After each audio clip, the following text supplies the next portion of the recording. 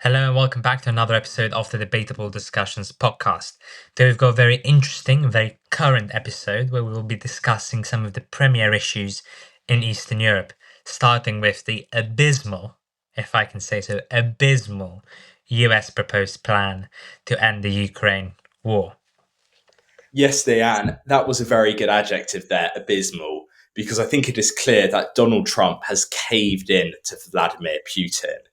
In his recent 28 point peace plan, he just purely reflected Russia's demands and did not at all punish Russia. I mean, it's fairly clear that Russia is the one that should be punished in this conflict, not Ukraine. However, there was no in the peace plan. So, Dan, I'll say a few points of this, abysmal peace plan of Trump, and then you say a few more. I think the major one for me, which was just silly, is for Ukraine to not be able to join NATO and to cut its armed forces down to 600,000. This is bad purely from a military perspective because it's a country which has been under military threat for so long. No one knows that Russia, no one knows that they're safe from this Russian threat. Therefore, these were two huge military concessions, which are frankly wins for Putin.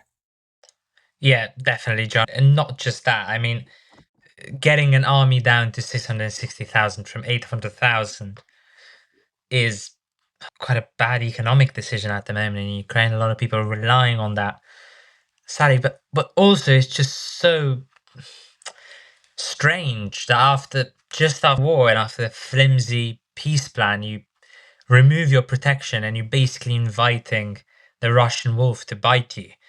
Another thing that really struck me is the fact that Trump wants Russia to join back the G8. I mean, slightly weird, to be honest. Well, It Trump's crazy. Why is he welcoming Russia back into the top of the international community after Ukraine? It's simply ridiculous.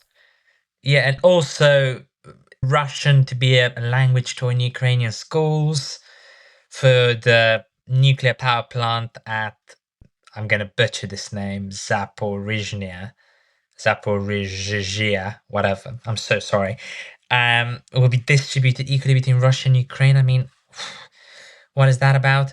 Russia obviously takes Crimea. The Luhansk and Donetsk will be Russian territories, with a small buffer in Kherson and Zaporizhia. So Zaporizhia is actually quite near Ukraine, but its power is going to be given to Russia. Obviously, probably the most abysmal one for me, if we're being honest, is the fact that Trump is sort of banking on Russia's guarantee to not prevent the Ukraine from using the Dnieper River for commercial activities. I mean, how do we know that? Ukraine to hold elections in 100 days. I mean, a lot of people are saying, "Oh, Zelensky's a dictator," but if we're being fully honest, having elections when your country's under siege, one is unsafe. When people are literally on the risk of having a ballistic missile drop on their heads, one is unsafe, and two, there's a huge danger that there'll be a Kremlin Russian puppet who's going to sort of magically win the election through some people coming back from the dead, Yeah. voting, some abysmal voting numbers in sort of Russian controlled areas. So it's all to destabilize the region from what I can gather. And it's none in the interest of Ukraine. It almost seems like sort of Putin's hit the jackpot here a little bit, and he's managed to get away with so much. And also, he's been given amnesty. So he's not even going to get prosecuted for his crimes against humanity at the ICJ and ICC. He's just going to receive a carte blanche and so get on with his day. Yes, I totally agree with you there, Dan.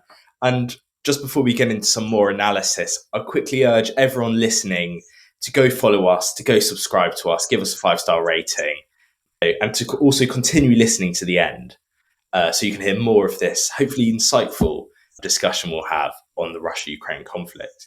But yes, Diane, as you described there, Trump has really caved into Russia with his 28-point peace plan. There are major concessions for Ukraine from a military perspective, major territorial concessions. And one has to remember that Russia and Putin are asking for territories that they've not even invaded or have not even invaded at any time in the war. Similarly, many have said, oh, well, Russia is getting some sort of penalty because the frozen Russian assets are going to be re-given or are going to be used to help rebuild Ukraine. However, this is just simply another false argument, which I think Trump has tried to sort of use in his defense, because Moscow is never going to be able to get their hands back on these frozen Russian assets anyway. Let's be honest. Yeah. So, frankly, Trump has really, I think, discredited part of his reputation. He looked fairly good on the world stage before. Trump had an appetite for world peace, but this 28-point peace plan has ended that reputation of Trump. And also, if you actually read it, it just seems like a ChatGPT document done by Marco Rubio in 15 minutes. Yeah, it's a ridicule. And I think European leaders also recognise that this peace agreement for Ukraine is just totally preposterous. So Donald Tusk, the Polish Prime Minister, said he's not sure if we are actually getting any closer to peace. I think that's very diplomatic phrasing for it's not going to work. Friedrich Merz, Emmanuel Macron and Keir Starmer replied with another peace plan, a much sort of more Ukraine-friendly peace plan, and Moscow rejected that unequivocally in about 10 minutes, saying that this doesn't fit any of our interests. I think that's probably a good sign, to be honest. Yeah. I mean, and I think a major thing to understand here is why. Why is Trump in a situation where he is caving into Putin? We saw it in Alaska, where they held peace talks about a few months ago. But it's fairly bizarre why Trump is caving in. And there's been many arguments for this. I think he doesn't really recognize the threat that Russia poses to Ukraine. He's always sort of seemed to like Putin, but also it can also be attributed who he's got on the debating table. So Steve Witkoff and Jared Kushner. These are both basically close personal allies of Trump. They've been shrewd business negotiators. However, I think this is a totally different game, what they're now doing. Yeah. The Kremlin has sent some pretty serious negotiators who are basically saying no to everything that's good for Ukraine. Therefore, these two people who have been leading this US effort have really not been able to achieve something that's substantive and helpful for Ukraine. Dejan, this beckons the question, is peace for Ukraine possible? And how can it be achieved in a way that isn't like Trump's 28-point peace plan? It's a good question, John. I think it's very difficult. Very, very difficult, because on one side, you've got a team of very strong, very litigious, very sort of shark-like negotiators led by Sergei Lavrov, who have basically will stop at nothing so that Russia get what they want. They know Trump's afraid of them. They know they've got the upper hand in the negotiations. They will stop at nothing. On the other side, you've got Zelensky and you've got the European leaders who understand, I'd say, the gravity of the situation and the gravity of giving into these demands with no consequences for Russia and for Putin. So at the moment, I'm going to have to be a bit cynical and say no. I think there needs to be a change in attitude on the side of the American, and going forward in this way of sort of trying to appeal is never going to work. I mean, we've seen it before. We've seen it in history. Many times people trying to appease and sort of say, okay, well, you've done this. We're going to give you Donetsk and Crimea and it's going to be fine. It's never going to be fine. I agree with you. I think there needs to be an American change of attitude. I think Trump's just been oddly supportive of Putin, and he frankly needs to end that. But I do think peace is possible for Ukraine. However, I think, as you said there, it takes the America, who are frankly the key mediator in almost every international dispute nowadays, and it takes them to say to Putin, you're going to have to pay. the European and largely the Western international community views Putin as leading this totally, heinous invasion of Ukraine. And Trump needs to say that to Putin and that he's going to pay. And so I think you were right in saying that there needs to be a change in attitude with Trump, because Ukraine are never going to agree to an end to end a war, which just would not at all be favourable to them. Russia's got to pay as this invading force. Just to give our listeners as well a little bit of history, because it's actually flown by. So the war begun on the 24th of February 2022. So not everyone listening will know this, but this is when me and Dejan were in our first year of secondary school, Yeah. and now we're in our last. So it's been going on for a really long time. We're close to 4 years in a few months. However, many say that this invasion has actually been going on for far longer. Between February and March 2014, there was large unrest in Ukraine because of pro-Russian forces, and notably, Russia also annexed the Crimea. This led to fighting in the Donbass region between Ukraine forces and Russian-backed separatists. This sort of reflects how some view, especially in Russia, I think, that this war has been a bit more hybrid. It's been a bit more covert since 2014. But nonetheless, it shows actually what's been decades long of tension between Russia and Ukraine since Ukraine's independence in 2021. Dejan, you're someone who lives in Eastern Europe. What sort of repercussions does Putin's aggression have across Eastern Europe?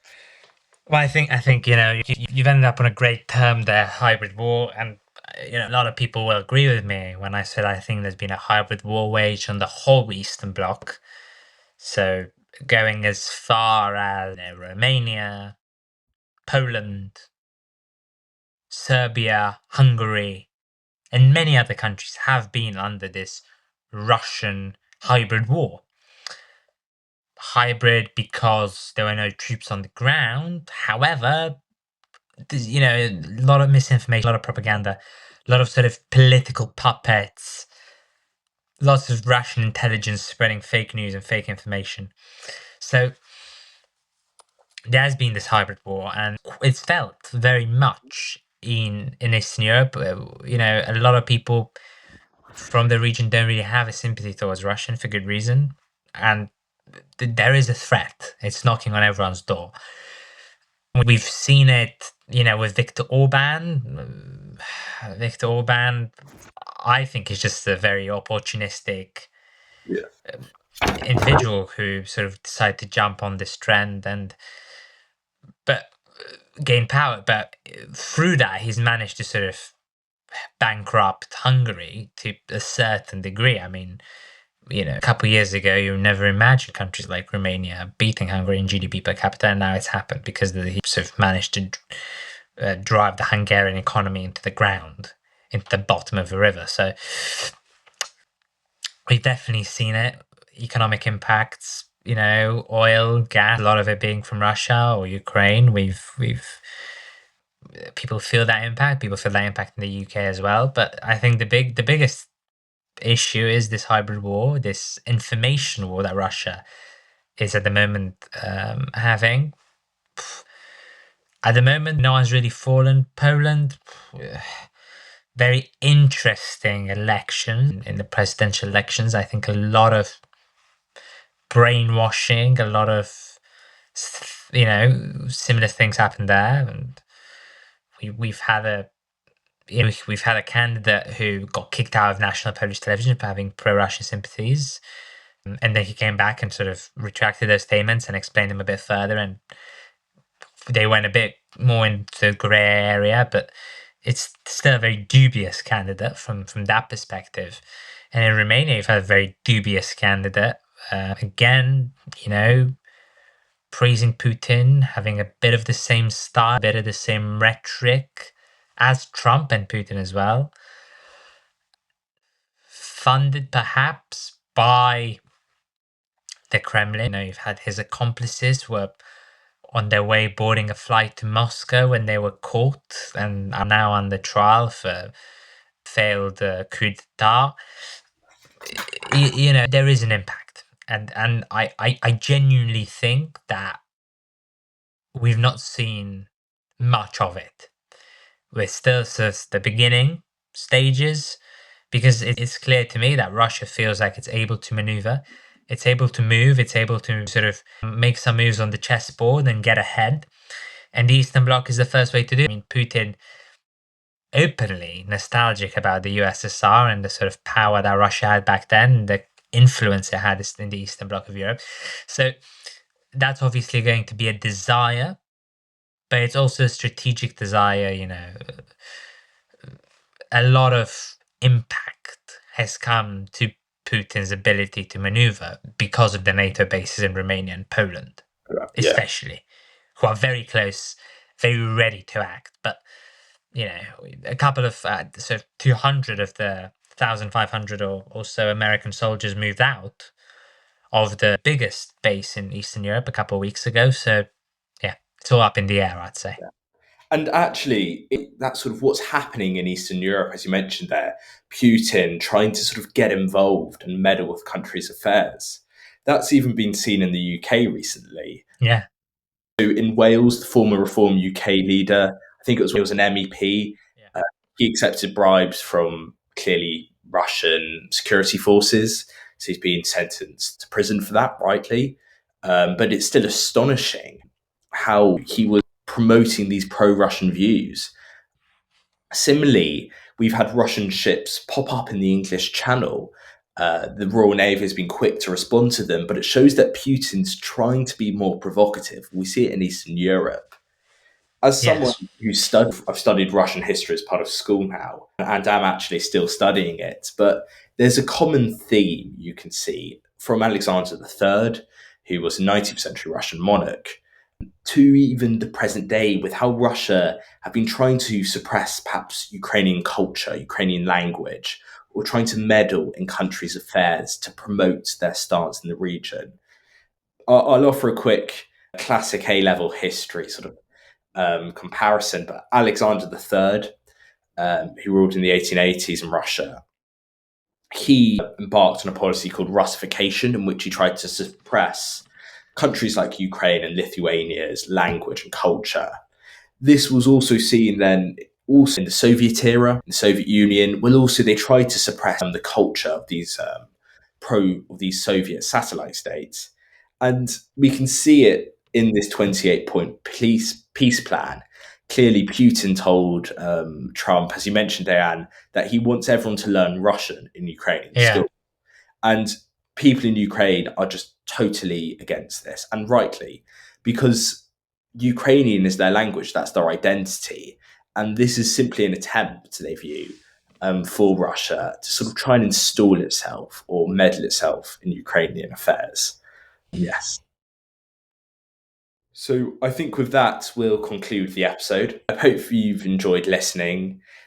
As a brief summary, we've decanted Trump's recent 28-point peace plan. We've also mentioned, is peace possible for Ukraine, especially amidst, as Diane described, Putin's attempts to meddle in countries' affairs across Eastern Europe. And I've tried to intertwine a bit of historical analysis amongst Cool. Yes, thank you, John. And if you enjoyed this episode, do go back. We've got a couple other episodes on Eastern Europe and this hybrid war that I've been mentioning, this misinformation campaign by the Kremlin, but also to some of our episodes in philosophy, history, or some of our interviews with some of the leading people in this field, as well as this. Always, you can find us on any platform, including Apple Podcasts, Spotify, YouTube, and more. See you next week. See you there.